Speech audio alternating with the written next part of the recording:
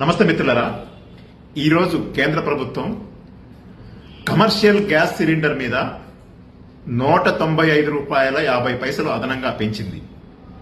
మొన్ననే 24 రోజుల క్రితం ₹115 పెంచింది. అదేవిధంగా డొమెస్టిక్ సిలిండర్కి అయితేనేమో ₹60 పెంచింది. ఇప్పుడు మళ్ళీ వెంటనే ఈ భారాలు మోపడం జరిగింది. మొన్న 10 రోజులు ₹10 క్రూడ్ ఆయిల్ మీద లీటర్కి తగ్గిస్తున్నాను అని చెప్పింది కేంద్ర ప్రభుత్వం. ప్రజలకు మాత్రం రూపాయి కూడా తగ్గలేదు. ఆ ₹10 ఎవరికంటే బడా పెట్టుబడిదారులకి, బడా కార్పొరేట్లకు మాత్రమే అది వర్తించింది. ప్రపంచ మార్కెట్లో గతంలో చాలా పెద్ద మొత్తంలో క్రూడ్ ఆయిల్ రేట్లు పడిపోయినాయి. ఆ రోజు కూడా ఈ దేశంలో ప్రజలకు రూపాయి కూడా ఉపశమనం దక్కలేదు.